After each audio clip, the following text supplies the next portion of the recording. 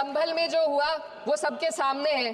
Police के संरक्षण में निर्दोष लोगों की हत्या की गई, बुलडोजर द्वारा घरों को गिराने की घटनाएं आम हो गई हैं, खास तौर पर उत्तर प्रदेश में, जहां ऐसा लगता है जैसे कानून के नाम पर जंगल राज चल रहा। माननीय श्री इकरा चौधरी जी। धन्यवाद सभापति महोदय, आपने मुझे इस विशेष चर्चा पर बोलने का मौका दिया। भारत के संविधान के 75वें वर्ष की चर्चा के मौके पर मैं सबसे पहले संविधान बनाने वालों की दूरदृष्टि को सलाम करती हूँ। एक युवा सांसद के तौर पर मैं अपनी उम्मीदों को संविधान के साथ जोड़कर खास तौर पर ये बताना चाहती हूँ कि आज हमारे देश में पिछड़े, दलित, अल्पसंख्यक समुदाय को किस तरह अपने संवैधानिक अधिकारों और आज़ादियों की हिफाजत के लिए हर रोज़ मुश्किलों का सामना करना पड़ रहा है। Doctor B.R. अम्बेडकर के कथन से अपनी बात रखना चाहती हूँ। उन्होंने कहा था, मुझे अपने भारतवर्ष पर फक्र है कि जिसके पास ऐसा संविधान है जो लोकतंत्र, समाजवाद और सेक्युलरिज्म को संजोता है। लेकिन आज ऐसा लगता है जैसे संविधान की किताब तो है पर इसे चलाने वालों का ईमान गुम हो गया है। आज हिंदुस्तान में हर वर्ग को किसी न किसी चुनौती का सामना करना पड़ रहा है, मगर अल्पसंख्यक खासतौर पर मुसलमानों पर जो कहर टूटा है वो किसी से छुपा नहीं है। ये लोग सिर्फ अपने मजहबी पहचान की वजह से निशाने पर हैं।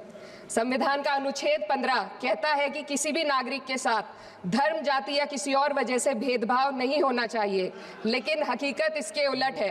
हालात इस कदर बिगड़ चुके हैं कि hate speech, mob lynching, bulldozer द्वारा घरों को गिराने की घटनाएं आम हो गई हैं, खास तौर पर उत्तर प्रदेश में, जहां ऐसा लगता है जैसे कानून के नाम पर जंगल राज चल रहा हो।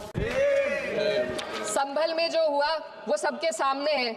पुलिस के संरक्षण में निर्दोष लोगों की हत्या की गई और सरकार ने चुप्पी साध ली। अल्पसंख्यकों पर हिंसा बढ़ती जा रही है, मगर सत्ता में बैठे लोग या तो आंखें मूंदे हुए हैं या फिर इन घटनाओं को बढ़ावा दे रहे हैं। हद तो तब हो जाती है जब न्यायपालिका की बात भी अनसुनी कर दी जाती है। सुप्रीम कोर्ट ने मॉब लिंचिंग पर 11 सूत्रीय निर्देश जारी किए थे।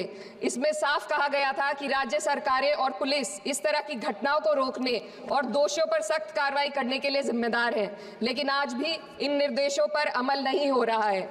हाल ये है कि मॉब लिंचिंग को रोकने की बजाय सत्ता में बैठे लोग आग में घी डालने का काम कर रहे हैं। उनकी जुबान से ऐसी बातें निकलती हैं जो नफरत को और बढ़ावा देती है। ये अशांति अब इतनी गहराई तक फैल चुकी है कि हमारे समाज के धर्मनिरपेक्ष चरित्र पर गंभीर सवाल उठ रहे हैं। साल की शुरुआत में ही कई राज्यों में दुकानदारों को अपने नाम बोर्ड पर लगाने के लिए मजबूर किया गया। इसे सेहत और सुरक्षा के कानूनों का हिस्सा बताया गया, मगर असल मंशा कुछ और थी। ये कदम खास तौर पर मुसलमान दुकानदारों को निशाना बनाकर उठाया गया ताकि उनकी रोजी रोटी पर चोट की जाए।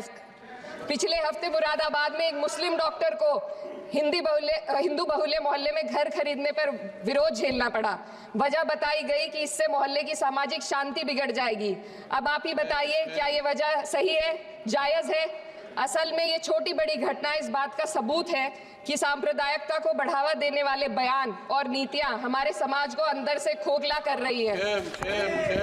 उत्तर प्रदेश में यति नरसिंहन ने बेहद घटिया बयान दिया, लेकिन सरकार इन बयानों पर कोई कार्रवाई नहीं कर रही। हेट स्पीच न केवल जनमानस के विचारों को प्रदूषित करती है, बल्कि इससे अब संवैधानिक पदों पर बैठे लोगों को भी प्रभावित कर दिया है। अभी हाल ही में माननीय उच्च न्यायालय इलाहाबाद के माननीय न्यायाधीश ने ऐसे बयान दिए जिसका संज्ञान खुद सुप्रीम कोर्ट को लेना पड़ा।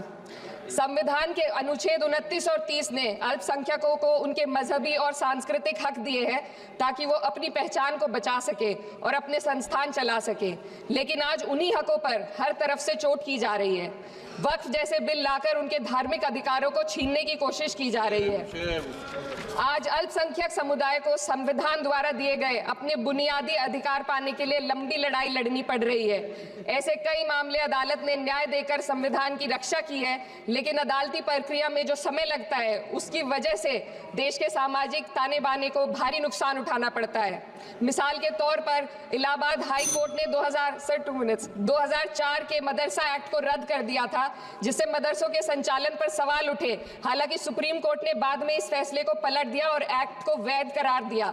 लेकिन इस प्रक्रिया में जो समय लगा उसने अल्पसंख्यकों को बेचैनी और संघर्ष के दौर में डाला है। इसी कड़ी में प्लेसेस ऑफ वर्शिप एक्ट 91 भी आता है और कई अन्य अधिकार, उन्हें भी इसी तरह अदालती लड़ाइयों में उलझाया जा रहा है। ये स्थिति न केवल अल्पसंख्यकों के अधिकारों की राह में रुकावट है, बल्कि justice delayed is justice denied जैसी कहावत को सिद्ध करती है।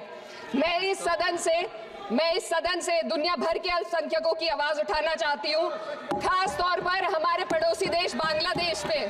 खासतौर पर हमारे पड़ोसी देश बांग्लादेश में अल्पसंख्यकों के साथ जो हो रहा है वे दिल को गहरे तक चोट पहुंचाने वाला है। उनकी जान माल की हत्या की जा रही है। बांग्लादेश हो या हिंदुस्तान हो या कोई और देश, अल्पसंख्यकों की सुरक्षा, इज्जत और अधिकारों की हिफाजत हर सरकार की सबसे पहली जिम्मेदारी होनी चाहिए। मैं इस सदन से अपने देश के अल्पसंख्यकों के साथ बांग्लादेश के पीड़ित अल्पसंख्यकों की आवाज को एक साथ उठाना चाहती हूँ। ये वक्त की पुकार है कि हम सब मिलकर ये सुनिश्चित करें कि किसी भी इंसान को उसकी पहचान या मजहब के कारण डरकर जीने पर मजबूर ना होना पड़े। जहाँ हक छीने जाते हैं वहाँ अमन खो जाता है। ये बात हर सरकार को समझनी चाहिए। अगर हम सच में अपने संविधान का सम्मान करना चाहते हैं तो हमें नफरत और भेदभाव को खत्म करना होगा। हमें ये दिखाना होगा कि ये मुल्क हर वर्ग, हर जाति, हर धर्म और हर समुदाय का है और जब तक ऐसा नहीं होगा तब तक संविधान की आत्मा सिसकती रहेगी। सर, अपनी बात को खत्म करते हुए मैं एक शेर अर्ज करना चाहती हूँ। ये दाग दाग उजाला, ये शब गजीदा शहर, वो इंतजार था जिसका, ये वो शहर तो नहीं। लेकिन अगर इस सदन में बैठे हम सभी सदस्य ये ठान ले कि हमें संविधान के मूल्यों को लागू करना है और उसे लागू करने का प्रयास करें तो वह सुबह जरूर आएगी जिसके लिए लाखों भारतवासियों ने अपने जानों की कुर्बानी दी। खबरों में बने रहने के लिए फोरम 4 को सब्सक्राइब करें और नोटिफिकेशन पाने के लिए बेल आइकन दबाएं।